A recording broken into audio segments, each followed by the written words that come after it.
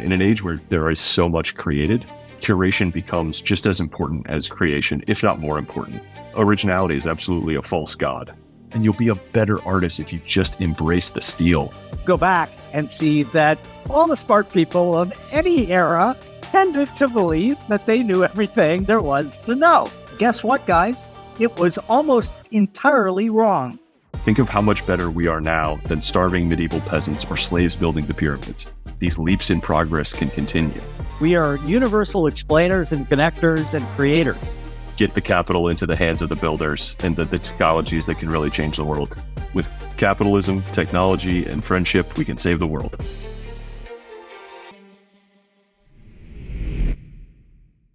Well, hello, everyone. It's Jim O'Shaughnessy with yet another edition of Infinite Loops. Today, I have actually one of my favorite people, the quadruple threat guy, Eric Jorgenson. Oh, man, I don't even know where to start, Eric. You're the CEO of Scribe since August of 2023. We're going to talk about that.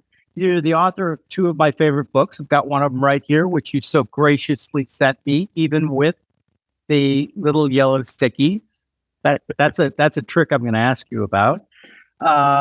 And you are the host of the Smart Friends podcast. As you mentioned before we went on air, between us, we probably have 500-600 podcasts, and we still don't know how to operate the mics. And you are also a venture capitalist in a rolling fund. Eric, welcome. Thank you for having me. It's an honor to spend some time with you. We always have a good time. We always do.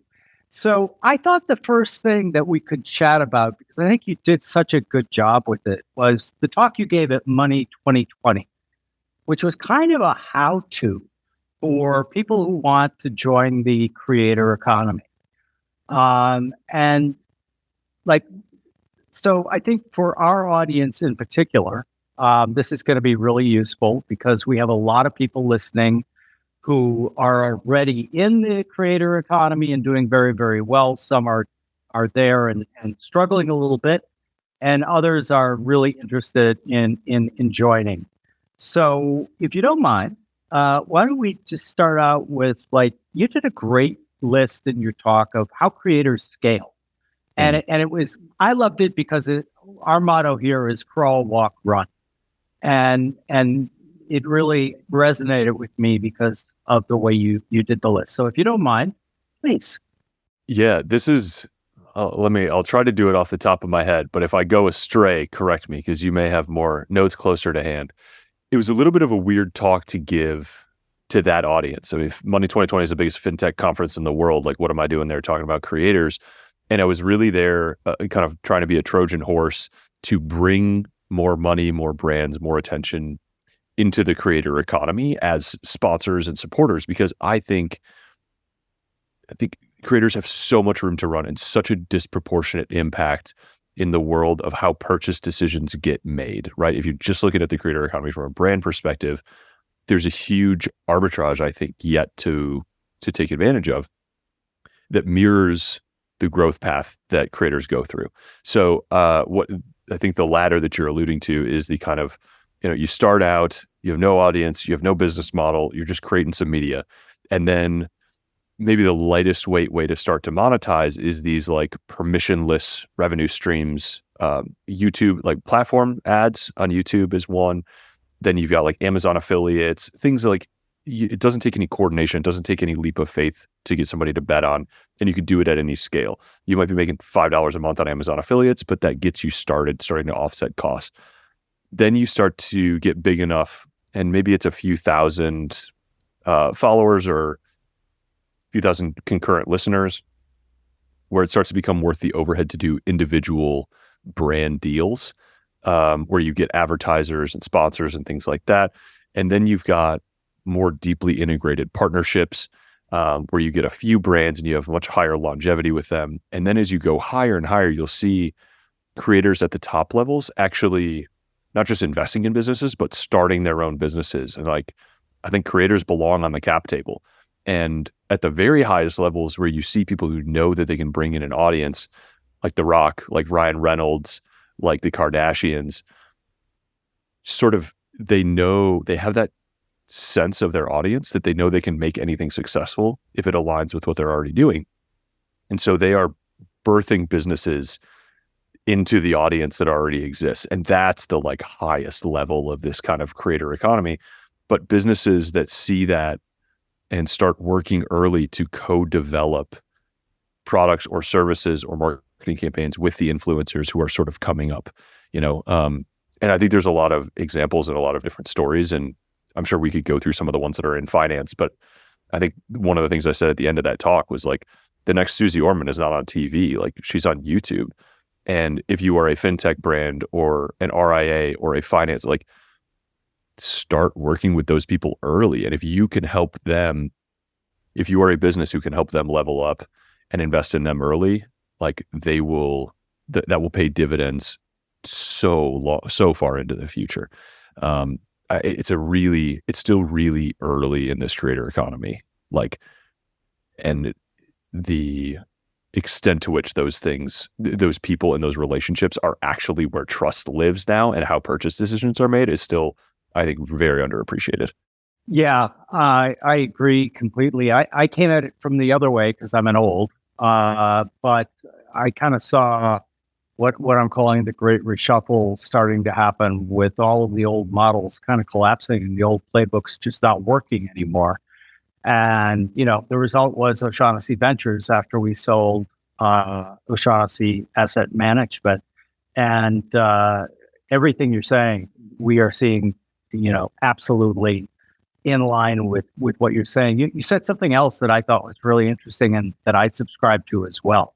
And that is Merriam-Webster picked authentic as their word of the year. And I thought that was really fitting because authenticity, by its very definition, is just something you can't fake.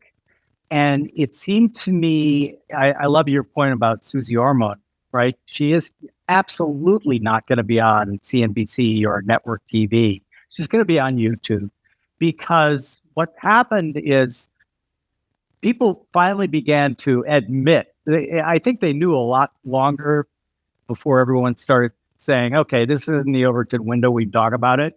But the phoniness of corporate speak, the phoniness of marketing departments, the absolute, just ersatz nature of so much that was done according to the corporate playbook, the passive voice. It was decided, who the fuck decided it? Will you tell me that? And one of the things you said that resonated very much with me is marketing departments are out. What you've got to have is a media department. If you wouldn't mind elaborating on that. Yes. Marketing departments are now media departments. Like if you have the sort of initial conceit of a marketing department is that it gets to operate at a loss to bring in attention for the sales department, right? Like it has a budget that it spends to bring in leads. And marketing, in my mind, is now competing directly head to head for attention and trust with media companies, basically, whether that's Netflix or an individual creator and the TikTok algorithm. Like, how are you as a brand going to buy ad time, like going to buy authentic attention and interest from your audience when you're competing with somebody who's winning the war for attention based on pure merit and based on someone either paying to spend their attention with you or choosing to spend their attention with you? So I don't think to your point about the old models, I don't think the old model of like people show up and watch TV and spend 30% of their time watching ads and you just get to purchase some of that attention builds trust, builds intent, works towards a purchase. I think it is so much more, the brands that we see that are much more successful, especially from their early days, mimicking Apple right now doesn't do you much good, but the brands that are successful from their early days are the ones that are often building media departments or starting as media departments. And I think something really interesting that we're seeing is, you came at it from, you had a fund and you worked backwards into becoming a creator, building a true media department. I think that's what you would call, this podcast. It's what Patrick would call Invest Like the Best, that feeds the venture fund, that feeds the other businesses. And then you have people coming at it the other way, like Kevin Espiritu of Epic Gardening. He started with a YouTube channel, or I started with a blog, actually, because it's cheaper to start with a blog. So he started with a blog. That blog became monetized. He used that profit to reinvest in a YouTube channel. He used that community to kind of grow an e-commerce business. That e-commerce business then bought other businesses. And what started as a small media company has expanded into this $100 million gardening conglomerate that I think is buying some of the incumbent businesses in the space. And it's the same story with my partner's business, Missouri Star Quilt Company. Started with a YouTube channel. It's now a $100 million quilting empire, like, that owns a whole town in Missouri. These are crazy stories, and they're outcompeting the incumbents because they're starting with media departments, not marketing departments. And so you have this like entirely profitable media company that is then paired with a profitable e-commerce business that doesn't need to spend money on marketing. It makes money on marketing because it has a media department, not a marketing department. And if you make your marketing department stand on its own in terms of gaining attention and giving value and creating trust, that's going to benefit your other businesses significantly. It's the right mindset to go into that attention marketplace, that war for attention with, I think. Yeah. And, we're going to talk about publishing later because we have a mutual interest there as well. But, when I was starting my career, I sat and thought, okay, like, nobody knows who the fuck I am. What do I got to do? And this is back in the dark ages, pre-internet. And so the first thing that sprang into my mind was, well, I got to write a book. And back then, you didn't have the plethora of choices that Scribe and Infinite Books, to give a plug to our own little endeavor there, in place. And so literally, I was like out on a walk, and I came back and I said to my wife, yeah, I'm going to write a book. And she kind of looked at me and went, okay, you do know, honey, that if you're going to write a book, that somebody has to be willing to publish it. I'm like, details. But, so it did, it was, at least we were thinking along those terms back then, but in a very different way, because the whole idea behind the book was, back then, the book was your imperator. Look, McGraw-Hill thought highly enough of me to publish my book, etc. But it also now is one of the reasons why we give scholarship to our mutual friend, David Perel's Rite of Passage. I think, honestly, writing and media is more important today than it was back when I was first writing my book. And I think that the playbook that you developed in this speech that I'm going to ask you to kind of walk us through next, it was very, very helpful. So talk to a listener. Well, I meant to ask you about that, actually. I know What Works on Wall Street was your first book, correct? Second. That was your second. Which was the first? Invest Like the Best. Oh, okay. That's where Patrick got his name from his podcast. Yeah. He said, Dad, I'm going to do an homage to you. And I went, oh, really? Because we're very close and we talk all the time. And I didn't know whether it was a joke or actually what he was doing, but that's how he got the name of the podcast. So what was kind of the before and after for you publishing that first book? Because I think a lot of people have the perception that they can't write a book until they have this career inflection point. And I tell many authors that often they have that causality reversed. Like, things start to happen for people when they write a book, and it just only appears in retrospect, like they waited until they made it to actually write something. Without question. When I wrote Invest Like the Best, I was little known, and had spent a lot of time on what became to the public factor investing and quantitative empirical style investing. And that was really the subject of the book. Basically, it was, hey, you can clone your favorite fund manager, because back then everything was mutual funds, by putting their portfolios on a database, huge database of stocks. looking at the biggest deviations their portfolio had from the average stock in the universe, and then turning around and using those as screens to get to a portfolio that looks, acts, and most importantly, performs like your favorite manager. And so it was a pretty good hook. And Forbes magazine picked it up. That was before they moved to pay to play. And, had actual writers that were writing things that they found interesting in. But they picked it up, named it one of the best books of the year. And then I kind of leveraged that into the book that actually did make my career, which was What Works on Wall Street. Okay. So, but for folks who are contemplating now, and maybe even people who've already started, you gave a pretty good playbook on how you can build this out in terms of, what's your objective, and then here's how you do it. So if you wouldn't mind filling in just a little bit of the hints and ideas that you gave on the playbook around creators, that would be helpful. About how companies can partner with creators? Both that, but also speak to the individual who wants to be the creator that company partners with. Yeah, I think it's a difficult kind of mutual problem, right? Like, you as a creator, there is someone out there. I think it's important to start with something that's authentic to you, so that you have the sustainability and the connection with the audience.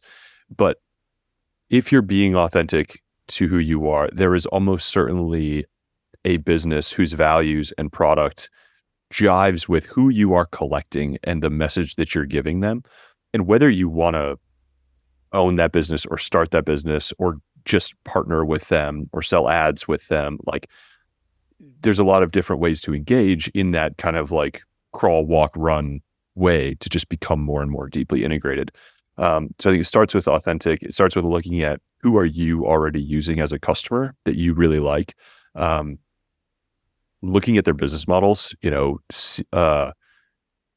want somebody, at least in my case, when I look for partners, with a relatively high price service, and a sustainable one that leads to just a more valuable relationship and easier to track than a ton of small one-off purchases. Those tend to not sustain the kind of budget that you might need to have for a long-term partnership with a company. Just being sure that it's something that you can honorably represent and stand behind and speak to on the creator side. And then just be willing to kind of give first, prove your worth, maybe start by just referring customers, then get compensated for referrals, then maybe move to a paid placement if that makes sense, then maybe a longer term committed partnership, then maybe purchasing some equity in the business or something like that, right? That's kind of the like progression that might take place over a few years. And I think it's really, the default option that most people stumble into as a creator is like, oh, I've got to sell every ad spot. I've got to just take what comes in or hire a broker or something like that to fill ad space. And I think that the more successful people actually dramatically lower their overhead and make their lives simpler by making a few, we're talking like 3 to 10 very long-term committed partnerships with a company that can compound and can compound in trust and results and returns. And you want to be that person. I got a text the other day from somebody, like Athena is one of those for me. It's a EA service and I use them. I recommend them. I've done episodes with, some of their team. I've gone and met, all the crew in the Philippines and met my EA. And I've just like gotten deeply integrated. And I woke up to a text the other day from a friend and big podcaster who's like, hey, I think I'm ready for Athena. It's like, I've been talking about it for 2 years, like that's one of those things that just happens slowly over time.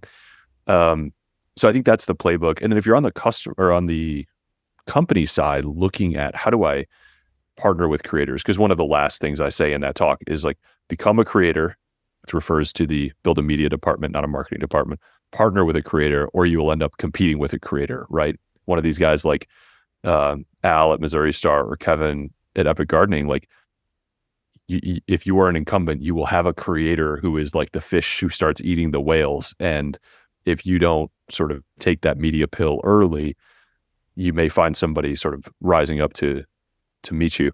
So I think the playbook there is create a long tail, like build a kind of a stable of people, like find a niche that's already collecting the audience that you want to speak to. Just flood that niche, start working with a ton of different creators. And especially if they're smaller, earlier, or younger in their journey, like you can have a huge impact if you bring half your marketing budget into that space and say, like, look, we want to buy all your ad space for a year. We want to explore a big partnership. We want to do it with 20 or 50 people at once. Sometimes these are life-changing contracts for these early creators, and you can really create a great partnership there. And then just identify the stars and the people who are growing and bring them further and further into the tent. Maybe develop new product lines, maybe white label, just get creative with things, and think long-term. Imagine that one of these 20 people is going to be the main spokesperson for your firm over the next 10 years, and just see where that mindset takes you. Because, you may, if you help the next Susie Orman get to her position, and you've been supporting each other all along, that's a great partnership to have. That's a great way to support each other, and something that'll pay dividends for both of you for a long time to come.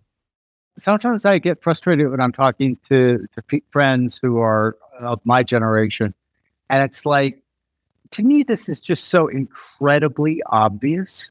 and like, there does seem, I hate using generational generalities because they're mostly wrong.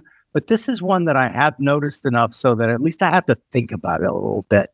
And it seems to me that, like, they almost get mad at me when I start telling them this stuff. Well, what do you mean? Like, that is the way it works. That creative, they have to do what we tell them to do, and they have to be true to our script, and like, it would be a disaster. How do you control all that? I'm just like, chill. If you do it that way, no one, if you're going to become, ultimately, as you go along, you're going to become more and more phony, more and more, can you believe? It's like what I say about the World Economic Forum. Right? Like, with you will eat the bugs, you will live in the pod, you will own nothing, and you'll be happy. Right? They're spending millions of dollars creating essentially just memes for people making fun of them. Right? Yes. and it just boggles my mind that they are so tone deaf. Yes. And it's like, a friend of mine said, well, how would you solve the problem? I said, I would fire everyone who's doing their content, and I would hire a bunch of kids, basically, and let them just do their thing. Why do you think there's this reticence? And it doesn't have to be generational, by the way, because I have talked to some younger people who are also much preferring the old playbook. What do you think? Yeah. I mean, I think humans are resistant to change or anything they perceive as a threat, or it's hard to appreciate something that, if you've spent your career doing that and perceive it to be working, when someone says, actually, the opposite is better, like, that's hard not to see that as a threat to your whole worldview and identity, right? And both things can be true, right? Like, these different playbooks can work for different people in different industries.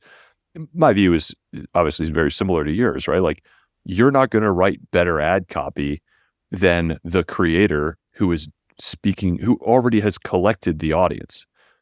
Like, give them your bullet points and let them use their voice, the voice that already brought the audience there in the first place. And that creator is the bridge between the audience's problems and their interest and your product or service. And you want that bridge. You're paying for that bridge. Let it exist. Nobody at Square would have written, Joe Rogan ad copy saying the goddamn motherfucking Cash App.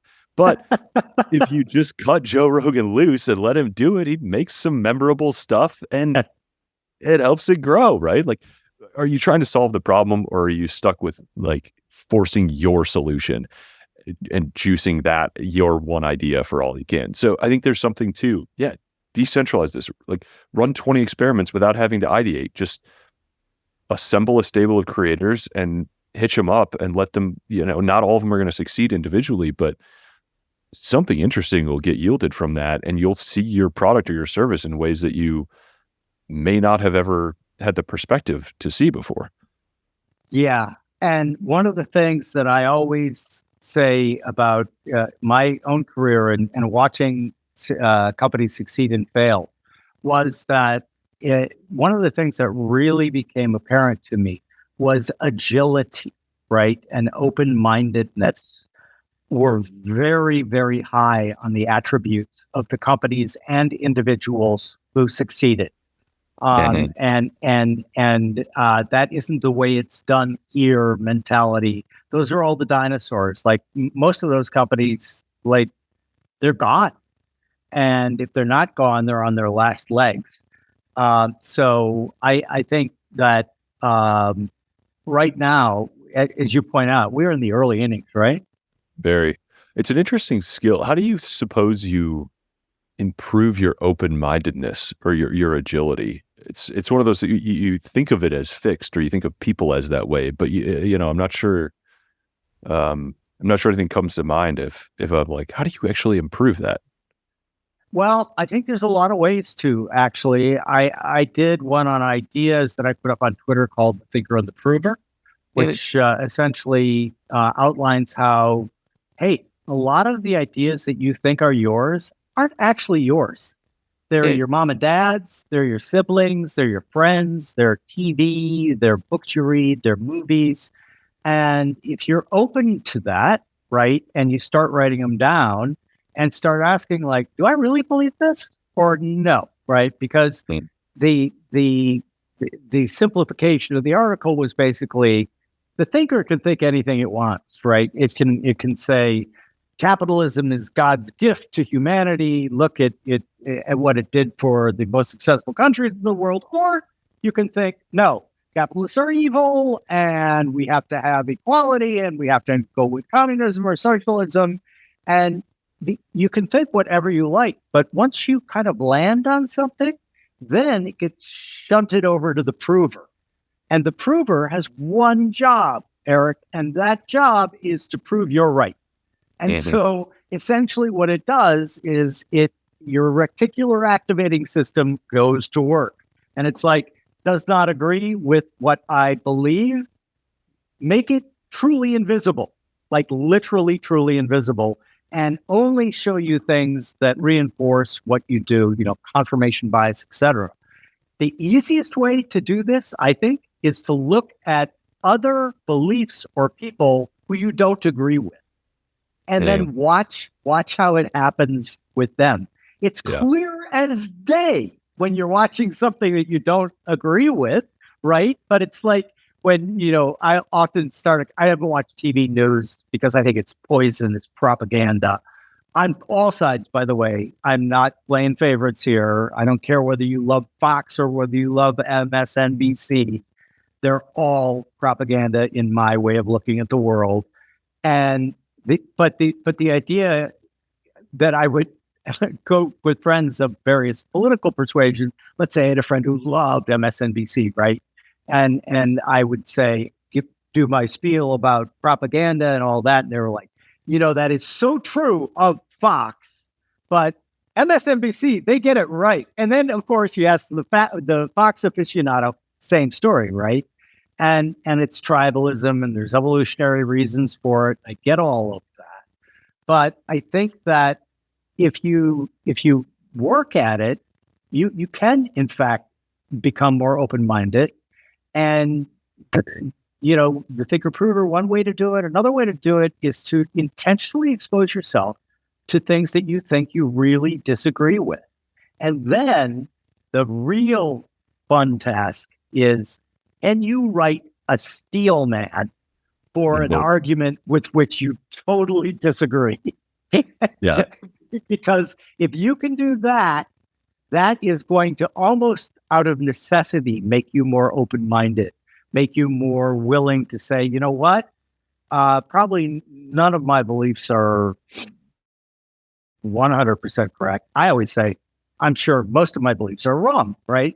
If you look at the beliefs of somebody from 500 years ago, I mean, we laugh at them, right?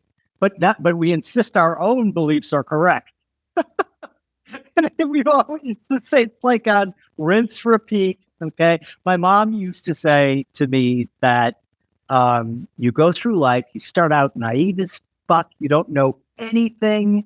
You're just an idiot. And then you learn. And if you learn well, you start getting a bit smarter. And if you get a bit smarter, then you actually get the real prizes. You get a bit wiser. And then my mom's punchline was, and then you die. and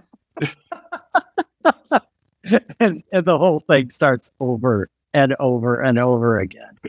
So I think that maybe those are ways that can, help you at least open your mind to the fact that, hey, I might be wrong here. And let me check this other thing out. This leads perfectly into your 2 books, right? Because the guys that you write about are fascinating people just in and of themselves. What led you to the first one, which you did about Naval, which was great, and I know you had a lot of success with that. What led you? We did an episode on that one. Yeah, I know. I know. Yeah. I am the sole reason why that took off, right? You made it successful. No, the tweet in the podcast episode. We haven't sold one copy since that episode. It's a 1 week after that episode came out. That was I am susceptible to flattery, so it'll get you everywhere. I owe you my life. So, Balaji, talk to me about were you just listening to him, reading some of his stuff? What led you to like, okay, I need to do an anthology of everything he's talking about? Yeah, so after the Naval book came out, there was really a short list of people that I thought, so a few things were clear. One, that the format was really well received. That people were really enjoyed the book, really appreciated the format, and that there's a real value created in pulling these gems out of these ephemeral media like Twitter and podcasts that are just sort of subcultures, like they're hugely valuable. I'm bullish on both. I enjoy both. I do them all. But there's something about a book that sort of transcends time and culture and just like enters the discourse and reaches just a much broader set of people. So there's the transformation between the medium, and there's also just like really, really aggressive and high effort curation that goes into them, where you start with like 1 million or 2 million words of source material, and you just distill that down and concentrate it and organize it and tighten it into this like 50,000 words of someone's most important ideas. So that format became it was clear that the format was valuable. I loved the process. I was blown away by the response to the Naval book. And I was like, man, there's maybe like 4 or 5 people that I can imagine also doing this for, that I would enjoy and that I think people would benefit from. And there's a specific type that actually like that it fits, right? Somebody who's a prolific creator online, who's well followed, but perhaps not perfectly understood.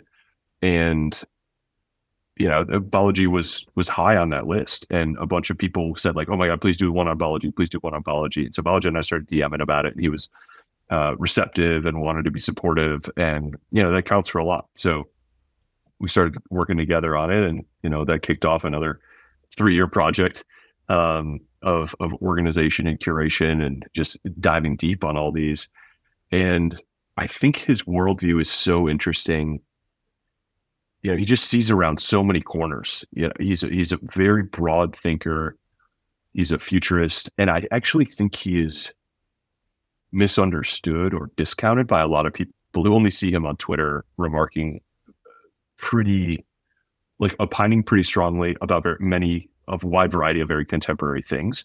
And it's easy to kind of get turned off, I think, if you're like, oh, he's just like prophesizing, he's just predicting, he's just like a pundit. And I think he's so much more than that, and has just quite a unique worldview that you're not going to agree with everything, of course not, but will stretch your thinking, right? Like, even if you don't agree, it'll make you a little more open-minded, make you a little better at seeing around corners and thinking maybe 10 or 50 years into the future instead of 1 or 5, which is what most people tend to stop at. Yeah. And you made a point there that was a question of mine. Like, how did it work when you like, he really believed in something, right? And you kind of were like, I'm not feeling it. What'd you do? Well, Balaji has put this in he talked about this book at his network state conference and said, which I think is a generous but a useful way to put it, which is like, this book is as much Eric as it is Balaji. Jim, you might have written a book about Balaji starting with the exact same source material and chosen a completely different set of ideas to profile, even if we were attempting to set off on the same format. So I never really, my filter for ideas is not whether or not I agree with them. There are ideas in the final book that I disagree with, actually. But what I just try to filter for and what I try to put in these books and what I think a book should be is the most evergreen, applicable, useful, sort of, and broadly useful ideas that you can incorporate into your own life. This is not a like, hey, here's what Balaji thinks about a bunch of stuff. This is, if you sat down to dinner with Balaji one-on-one and you had 4 hours to ask him all the most thoughtful questions you possibly could about how he could help you think and learn to think like him, or just ask selfish ideas about how to build your business or where the world is going to go or what technologies to invest in or where the frontiers are. And he was at his best and you were at your best and you transcribe that, that might be what this book feels like. So I hope that like that's how it reads. So much of it came from conversation that I think it keeps this conversational tone and pace, covers a lot of ideas, and we come out feeling inspired, informed, educated, like in a little, like adding a new lens to the world, to how you view the world, I think is how I put it in the introduction. Yeah. And that is something that me and our team at Infinite Media are continually going back and forth on. It's like, we think that this idea, we call it kind of a curation-author effect, right? And I think the future of curation is huge. I think because of everything coming at us, like, and here's where we always get hung up. Like, taste, good taste is going to be very, very valuable. And then we're like, okay, how do you define good taste? Would you take a crack at it? I don't know how to define it. I know how to appreciate it. And I know how to encourage people to trust their taste. I think everyone has a taste. And if you have the courage to act on it and put it out into the world, you will see who responds. There's so many people out there, right? It's easy to not believe that you have a unique taste or that your taste wouldn't be appreciated. But I don't think that's true. Like, I think there's 8 billion people in the world, and the internet lets you reach almost all of them. So if you act on your taste, if you embody it, and it'll develop and it'll improve or it'll change, it'll get better. But I think you have to trust the response to your taste and not self-edit too much. I'm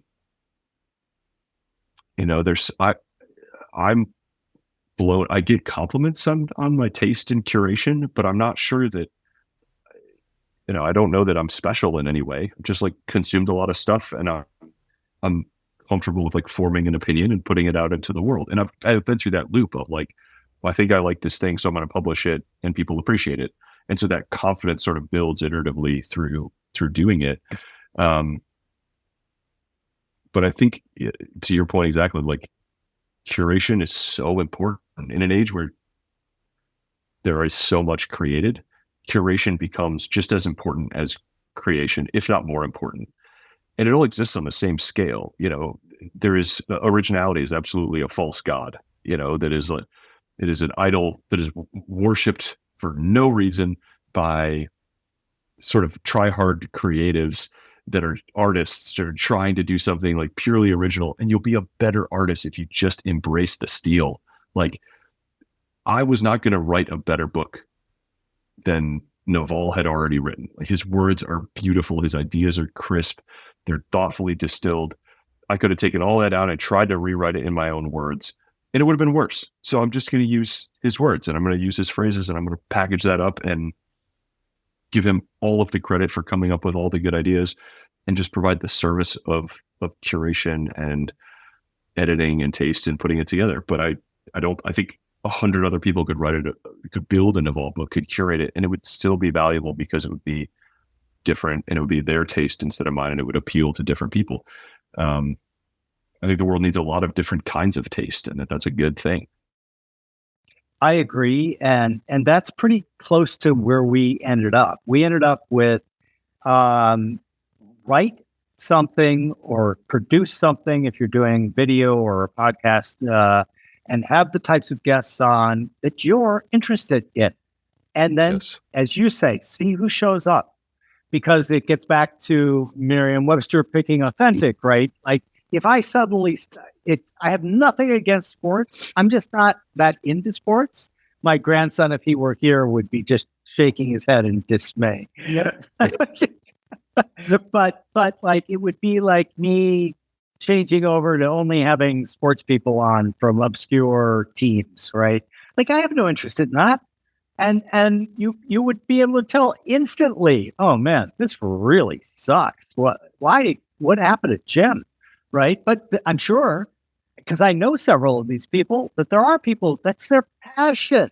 And you know what? I bet that podcast or that Substack would be fabulous because their passion is authentic and it just shows through.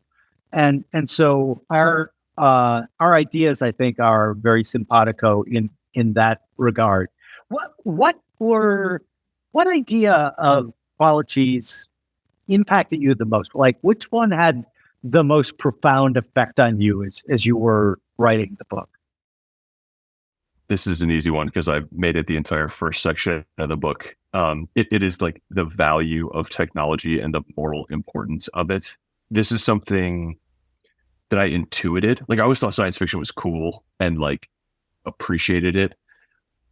It was not until sort of like deep diving on this and Balaji's worldview and how he articulated it that made me be like, oh, like I now have words for this and I have a framework for it and I have historical context for it. And I can see, I just think technology is so important. And I now appreciate, I see this like sad, gigantic gulf between what is possible if we really leaned in and appreciated and respected and cultivated technology very intentionally as a society versus what's happening now, which is like what we mentioned before, which is the innate human fear of change and new and, oh my God, regulate it. Somebody please stop it. It's going to take my job.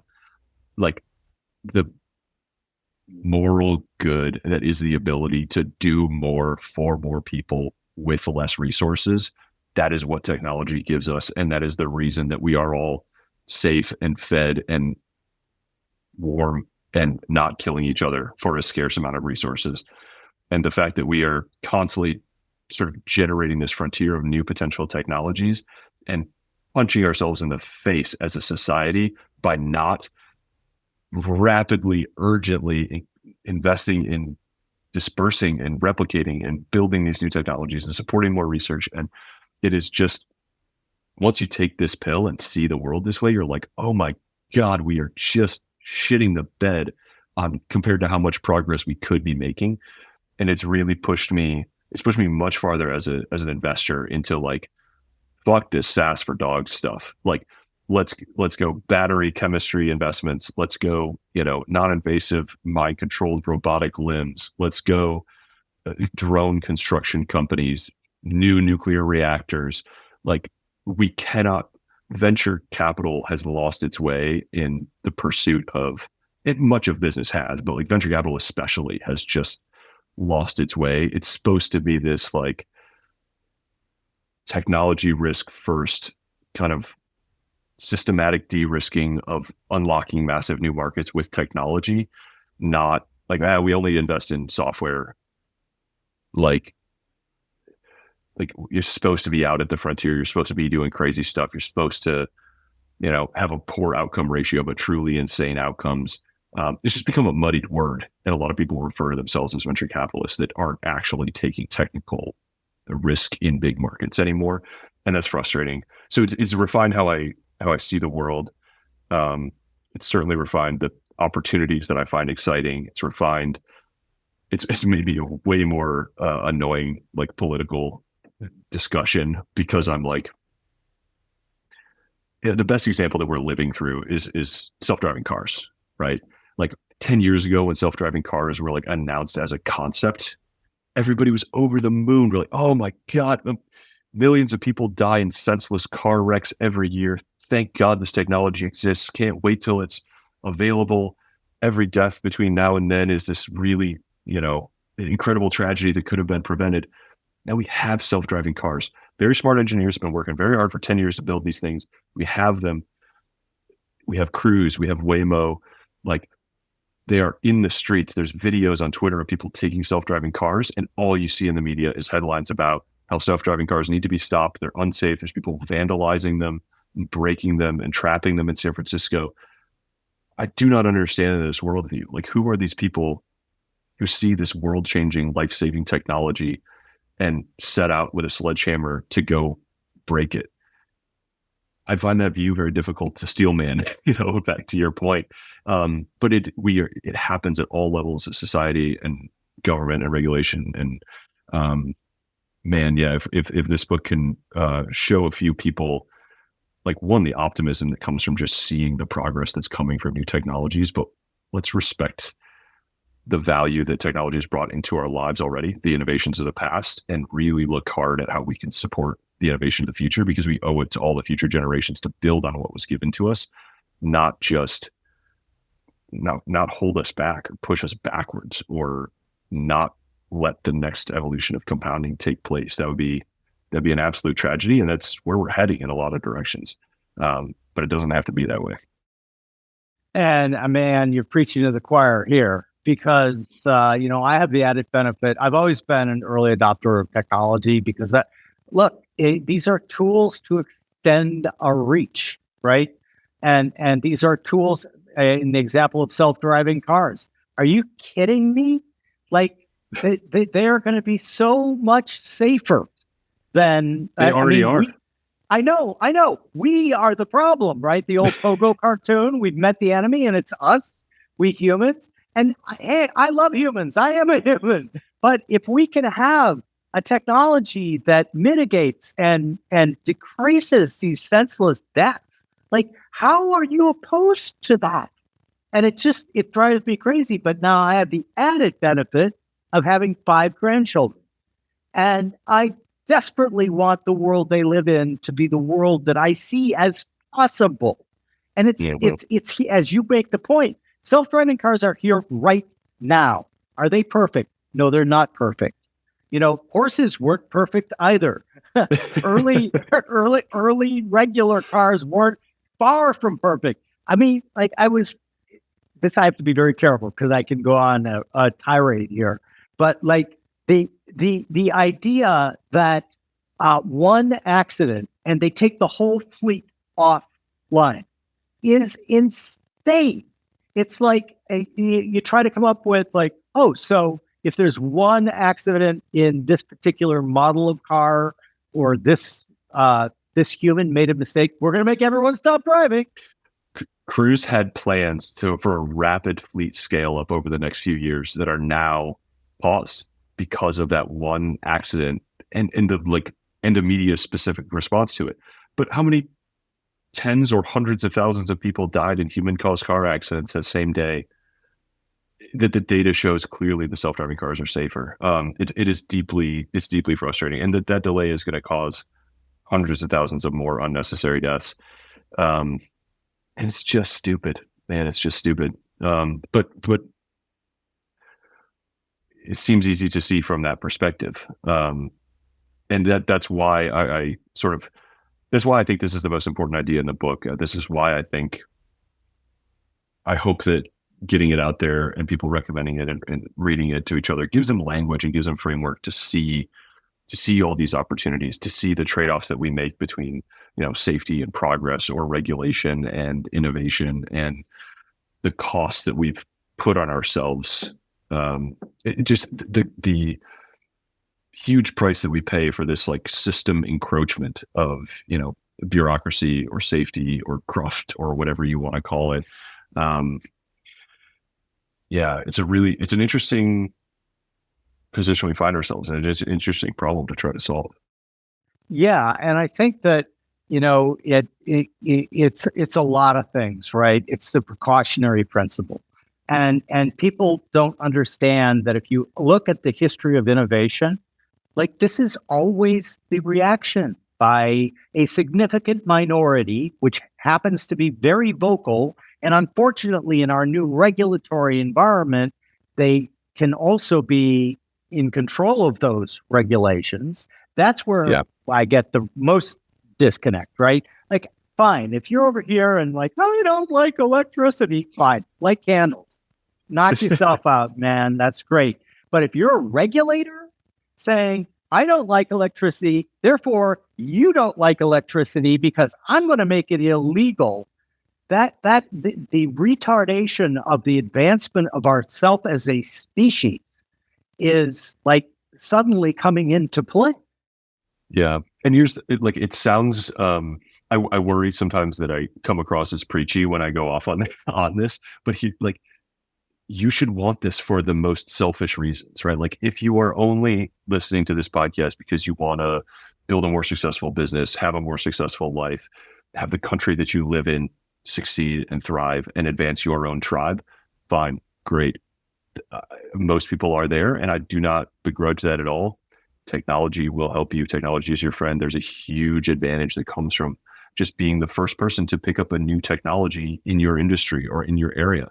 I think, Jim, your career shows this prominently, right? Like you were at the cutting edge of new technology in the world of Wall Street. And that, like, there's an example in every industry, and you're an exceptional one, I think, because you've been an early adopter of whatever was new for years, many years.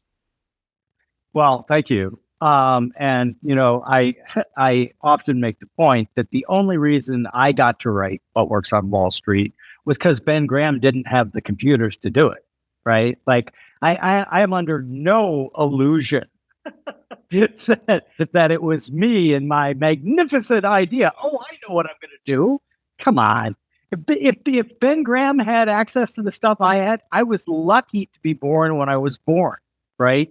And computers and the data and all that being available. If Graham had that, that book would have been written. It would have been absolutely from 1930 forward.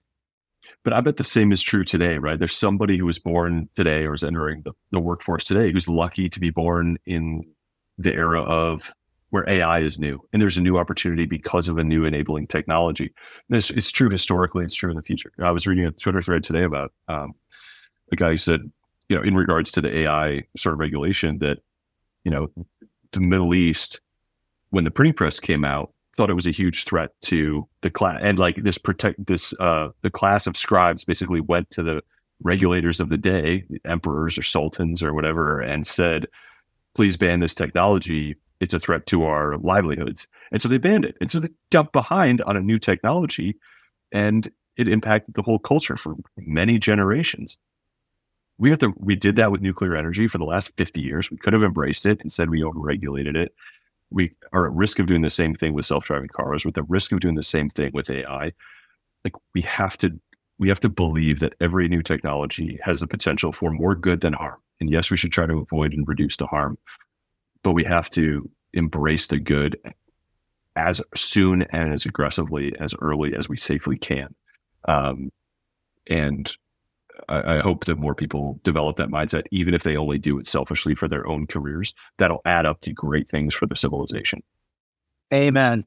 And, I think that part of it is just the way that we've got these kinks in human OS, right? And one of them is we tend to believe that we know everything there is to know, right? Yeah, well, and what's really funny about this is if you're a student of history, you go back and see that all the smart people of any era tended to believe that they knew everything there was to know. And it's very humbling. Yeah, it really is. And I'm a huge fan of David Deutsch and his book, The Beginning of Infinity, because he builds the scaffolding in a way that makes it really understandable. And, he has this passage in there when he's saying, hey, What were physicists opining about the internet back in 1900 or quantum mechanics?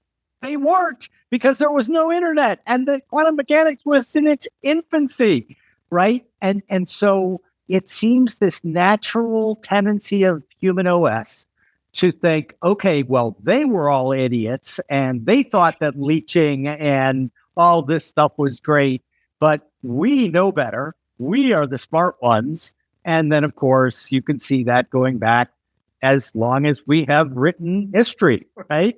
And so I think that the the trap we fall into is this idea of forgetting that how do we know what we don't know? We don't. Mm. And you've got to be willing to understand that that's the brilliance of us as a species, right? We are universal explainers and connectors and creators. And what we create, these technologies that we create, give us leverage, right? Archimedes, give me a lever and I can move the world. It's still true today. And our levers, however, are just getting a shit ton more powerful and beneficial for a greater number of people on average. It doesn't mean that I think, oh, I'm not Panglossian about this at all. Are we going to not have, I'm very involved in AI, right? So is AI not going to cause problems? Oh, it's going to cause tons of problems. And the problem this either or mentality doesn't work. When we created fire, really great, because we started cooking our food and it gave us the prefrontal cortex, which allowed planning and thinking about the future and the past. But it also was really dangerous. We didn't say, we're banning fire. We said, let's get a fire department and a fire alarm and a fire escape and, all of these things, a fire extinguisher. And will we create problems? Yep. And my expectation is that most of them are going to be better problems.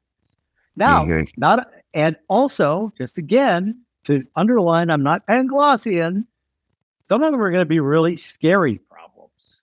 Like, I don't know, an autonomous drone that has my DNA in it, and the horrible, evil person who sets it free to kill Jim O'Shaughnessy, that is something we're going to have to get countermeasures to very, very quickly. But listen, it's one of the reasons why I'm so in favor of open source rather than proprietary closed source. I don't want just a few hands telling me that they know better than everyone else, and they're going to determine what is right and what is wrong. Sunshine is the greatest disinfectant, right? And also cognitive diversity. There are things that I'm just not going to think of. There's things you're just not going to think of. And if you're open source, that allows for all of the people who are interested and very diverse in the way they look at the world. Why do you think Linux runs the web? Linux runs the web because the most creative minds with a lot of diversity of thought made it the best thing to do that. So I think that this, I will definitely be gifting this book because you do a really, really great job reflecting what I also find to be the most important message, which is almost the moral imperative to seek progress. We owe that to our children and our grandchildren and our great-grandchildren. And they did it for us, right? They did. Imagine being born before the Industrial Revolution, compared to where we are now. Imagine living through it. That's what I find the most exciting is we have the potential to live through another industrial revolution. We are between AI, nuclear, and nanotech.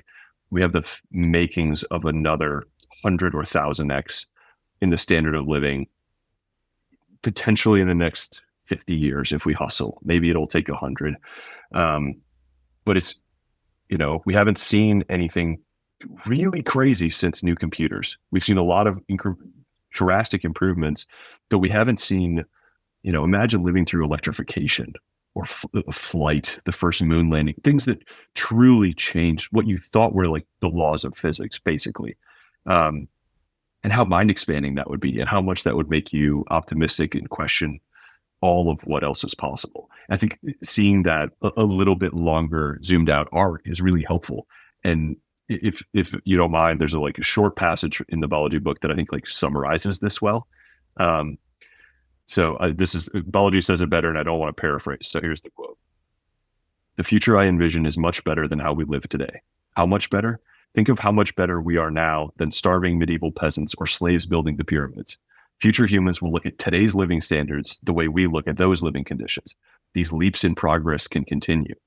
We can ascend. Humans expanded out of Africa to the rest of the world. Oceanic navigation let us cross oceans. When we created submarines, now we can go underwater. After inventing airplanes, we could fly. That's the transhumanism of the past. All of those added to the human capabilities. The current constraints will fall away too. We can expand to the stars. We can live underwater. And who knows what will come next." I love it. And the thing that's great about that is, let's take the navigating the seas, right? We started being able to do that because of Ptolemy, right? And his astronomical navigation system. Guess what, guys? It was almost entirely wrong. It was almost entirely incorrect. That did not make it any less useful to the humans who were using it then, right? What happened was Copernicus and others came along and they're like, all these circles that you're drawing around all of them, like maybe if we just move the sun here and the earth here, look, all the circles disappear. But the point is, even though it was wrong, it was incredibly useful. And so it's like, there's no I'm sure there's a bunch of stuff today that is incredibly useful, but it's going to be in need of improvement. That's part of this way of thinking. If you think that we can forever push forward, even if we're dealing with imperfect systems, even if we're dealing with imperfect knowledge, we can still make huge advances if you open up your willingness to embrace change, embrace all of these things that lead to a better future. I love that passage.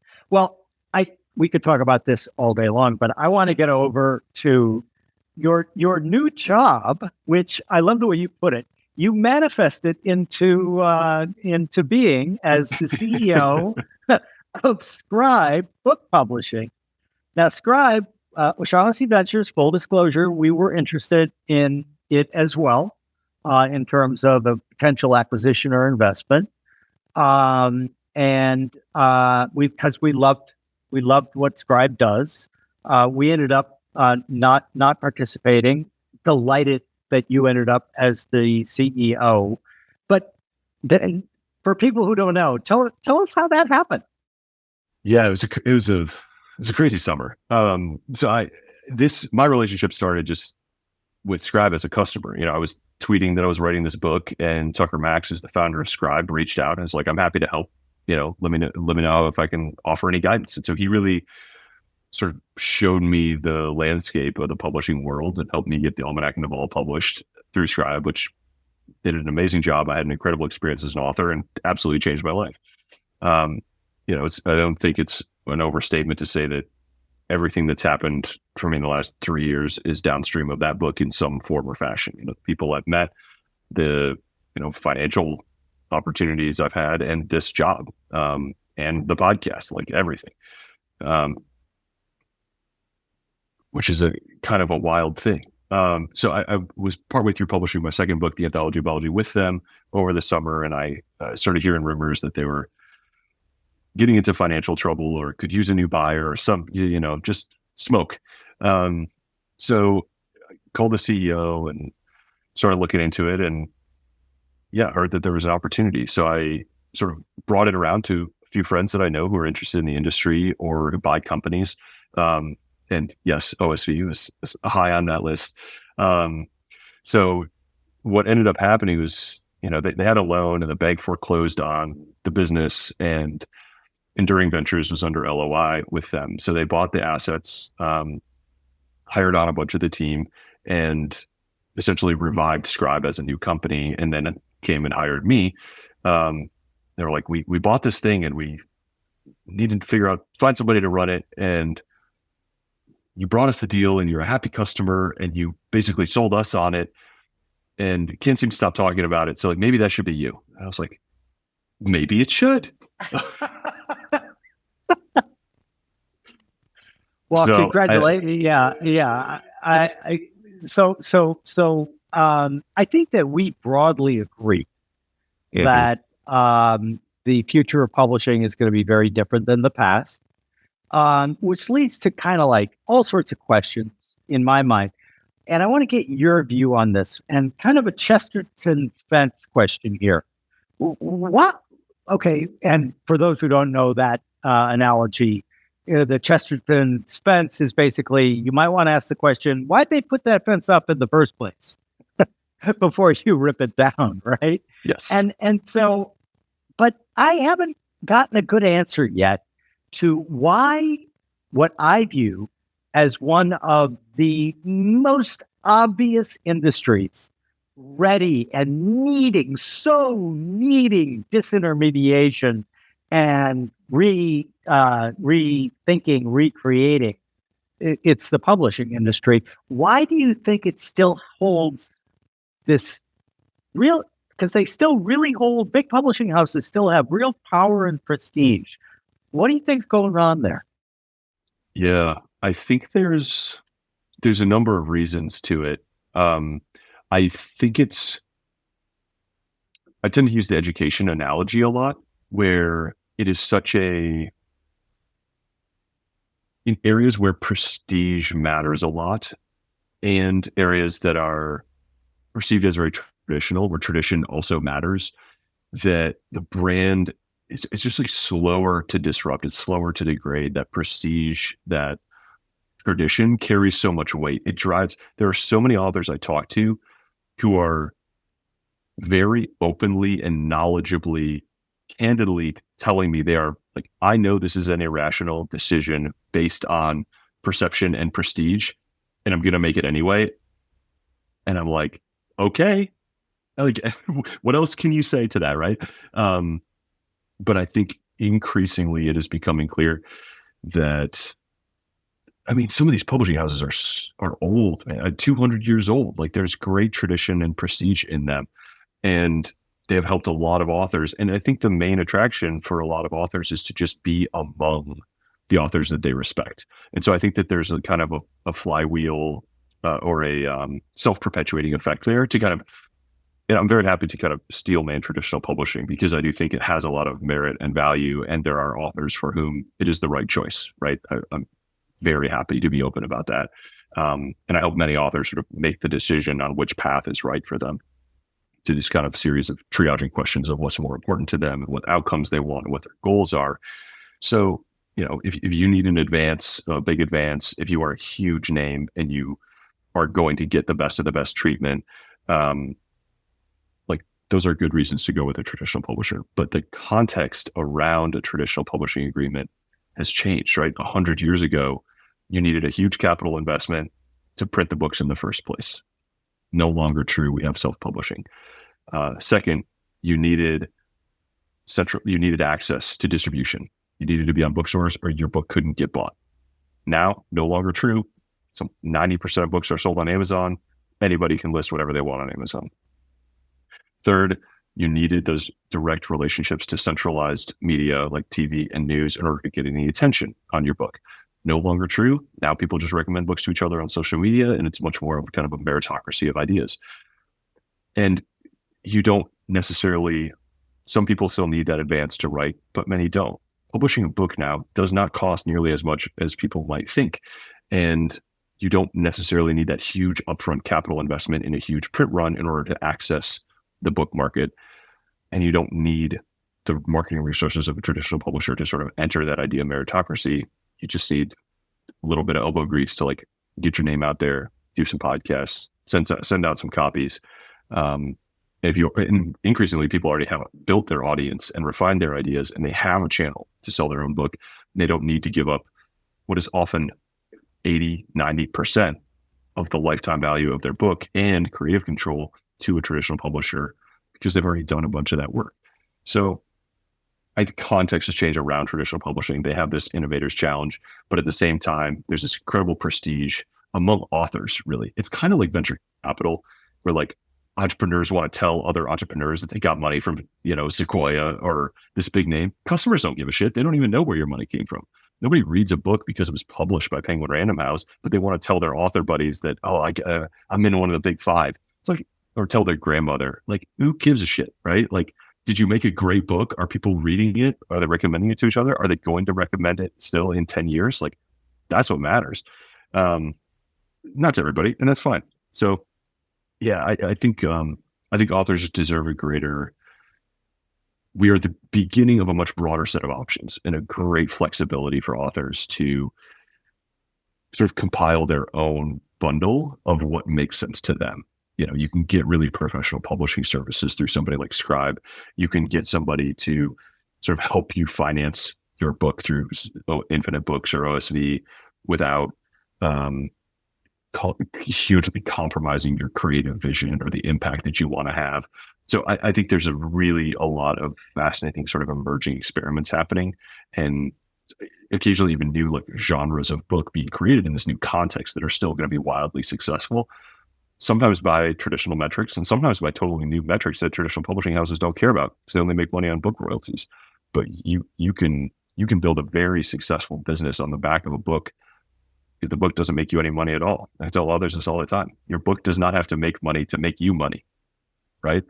It's an incredible, back to, how Invest Like the Best and What Works on Wall Street impacted your early career, right? It's your imprimatur. It's your introduction to the world. It's this little beautiful clone out there, like collecting your people and sharing your ideas and preceding you, building your reputation. It's an incredible, incredible asset. Yeah. And I share your view, by the way, about traditional publishing and the author being the source of the wanting to tell his buddies, hey, yeah, I'm at Penguin. How about you? But we also, I agree with you. There will be a place for everyone, I think. But Yep. like the other area where you're doing a great job and where we're going to lean in with Infinite Books is just like real simple. So, for example, because of the new tools and platforms and everything that we have access to, the economic arrangement doesn't make any sense as it currently is being used in traditional publishing. What we're going to do at Infinite Books is the author's going to get 70% of the royalties. We're going to get 30%. We're going to give the author dashboards so that they can see where their book sold, how many copies. We're going to lace it with AI. And so it'll highlight where your sales went up 2x, 3x. And if you want, we're not going to get there day one, but we're going to have an AI agent in there. Like, let's say all of a sudden Seattle sees a 10x on your book. Wouldn't it be kind of cool if there was an AI agent that found all the podcasts and Substacks that were tangentially related to the topic of your book and like interacted with them, getting you on a podcast, etc. All of these tools are here right now. They're not like dreams. They're here now. And so we're going to add to that mix though we have a stable of incredible writers and editors. And so we're publishing several science fiction books right now, and the authors are incredibly creative. They're amazing writers. But like I've heard from both of them, we've been working with our editors saying, my book is really much, much better because I had this opportunity to work with Dylan or work with Ed. And so you don't have to do that if you don't want, but like all of the things that that we find easy around having the tools for marketing, for helping edit, for all of those things, well, they should be in place. A friend, Jimmy Soni, who I love his books as well, we were in a conversation and he quipped that if it isn't being discussed by the chattering classes at a Manhattan cocktail party, they don't know it exists. It's a bit harsh, but it's a bit true too. That's why it's funny, and that's why we laugh about it, right? And so I wonder, what do you think? Are we gonna, with our new publishing divisions, are we gonna be the new gatekeepers? I like my position at Scribe because I'm explicitly not a gatekeeper. Like, we do not make editorial decisions, right? We help every author make the best possible version of their book in their vision. We are essentially a professional services firm, more so than we are a book publisher, right? You could come to us with a book about, knitting your best yarmulke. And if you want the best version of that book to get out into the world, like, we will help you. We will proofread the hell out of it. We will design you the best cover we know how to. We will iterate on that cover. We will get you broad distribution. We'll help you market it. It's not on us to decide, to try to read the market and decide what's going to resonate. And it's certainly not on us to decide for you that you can't publish a book because we don't think it's going to sell enough copies. There's people who come to us and say, look, there's this mission that's really close to my heart, and it's preventing teen suicide. And if I have money and I have time, and I will spend years of my life and as much money as I need to, and if I save one teen from committing suicide, then I will consider this book a success. I don't care if I make any money. I don't care if I have to give away 10,000 copies. That's my metric of success. In a traditional publisher, as much as they might support that mission, that's not how their business works. And we can say, look, we will help you publish the best possible version of this book we can. We will help you support your mission. And we have people who come to us with missions like that. We also have people who come and say, this book is not going to make me any money, but every copy I give away gets me one step closer to earning $10 million on my consulting business. And there's people that give away 1,000 copies of their book and make much more money on their sort of related businesses, and the reputation or the speaking gigs or the consulting or raising capital, like whatever it is. A book is just sort of a step in their process. And we are able to provide authors with just maximum flexibility. So I lose zero sleep over, like, am I keeping the gate well, right? Like, I know the gate is open. Like, I'm there to help everybody walk through it, because I do think publishing a book is absolutely a transformative portal. Like, writing one is an incredible experience, and publishing one is an incredible experience. And I want to pave that highway and make it as wide as I can, and help as many people as we possibly can go down it. And I think you have a very similar mission. We share a similar ethos, a similar worldview, and we want to help create media that can sort of support that. And our purview is just like as broad as can be. It is like, help the world make great books, help anybody who can, get their voice and their message out in this timeless format. Yeah. And that's the other thing that a lot of people don't get. Like, somebody asked me, they're like, oh, you must be bummed that, like, Eric went to Scribe as the CEO and that you guys didn't participate. I went, quite the contrary. I'm delighted that somebody who thinks like I do about this is at the helm over there. And, we'll find opportunities where it might not be right for Infinite Books, and we're going to give it to you, right? I think we have a lot of opportunity to collaborate, actually. Like, I think we are much more, we are sort of much more yin and yang, like two sides of the coin, than we are trying to do the same thing. We have similar, you and I have similar sort of personal missions, but we have like organizations that are very complementary in terms of like what they're capable of doing. I'm excited about that. And I think, I think there's lots of game left, and then we'll find some really interesting ways to work together. Yeah. And that's the other thing that, the other mindset that I think people need to at least be open to thinking about. And that is, like, zero-sum games lead to just strictly competitive, sometimes Darwinian competitive behavior. And if you can change over to an abundance mindset, you find yourself being much more cooperative oriented. And listen, but 100% believer in free markets, 100% believer in the freedom to do as you will. But in a different mindset, you start looking at things very, very differently. And you just start seeing, like I just mentioned, we're going to do far better. Scribe's going to do far better from us cooperating and working together in most instances than being like, oh, no, Scribe got that and we didn't get it. Oh, I've already been referring people to your team. Like, and we, that is so funny. I mean, but that's the way it should be, right? I think that because there's so much, as someone who's written 4 books and loves books, and they are so near and dear to my heart and to my life.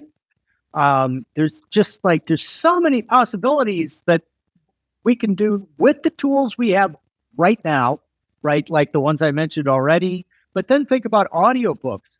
They're not doing anything with audiobooks. Why can't you push a button and order your audiobook in any language you want? Well, guess what? With AI translation, that's next year. And it's very close. I've seen some demos that are truly wild. Like record with a half-hour recording of my voice. They can replicate me reading an entire manuscript, and in such a way, and these are like in development, so they're not perfect yet, but they're iterating at a software pace with clicks of a button, and it can take direction. So it can say, emphasize this passage, emphasize this paragraph, regenerate the entire thing, make it more emotional, slow it down, speed it up. And then, to your point exactly, actually make it Chinese. They have a transcript or a recording of my voice reading the language that I don't even speak. It's mind-blowing. Thank you, technology.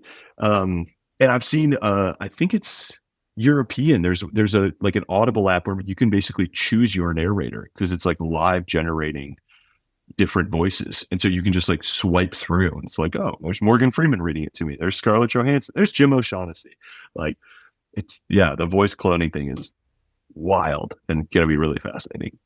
And there's just so many of these tools that if you're even just a slight bit creative, oh, gee, I wonder if people might like the ability to have that book in Mandarin or in Spanish or in Greek, or read with a happier voice or a more serious voice. But then there's all sorts of other things back to Jimmy Soni. When he wrote the book about the PayPal Mafia, he did a lot of interviews. Why aren't those available on the deluxe audio version? Right? Yes. And it just seems to me that as you look at it, I'm just shaking my head, thinking, I can't believe that there isn't at least one legacy publisher out there going, you know what? We're just going to completely reinvent book publishing. Don't tell them, Jim. We're coming for them.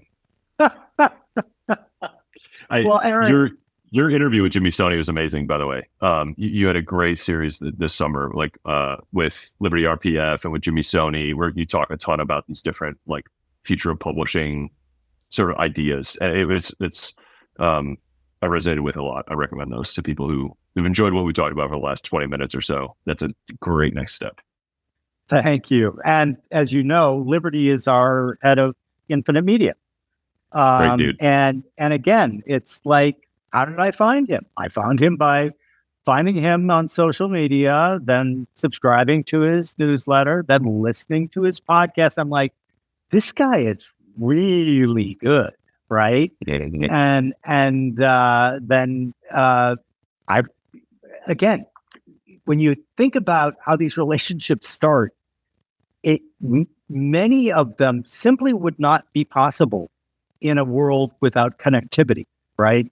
And people, we take it for granted that you and I can be chatting and you're somewhere and I'm somewhere else, and yet we're able to see each other and have the conversation. Now, is it better in real life? Yeah, it is. But this is not a bad way to be able to do it as well.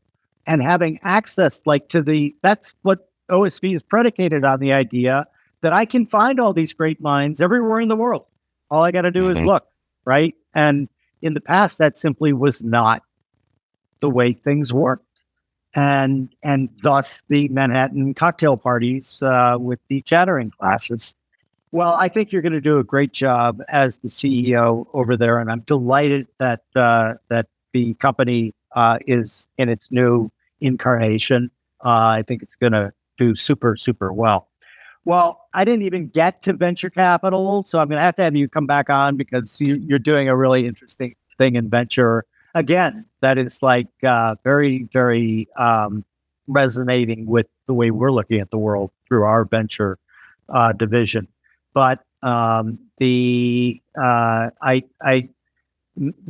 nanny, that is my executive assistant, Ina Gong, she texts me. I'm not going to show what she said.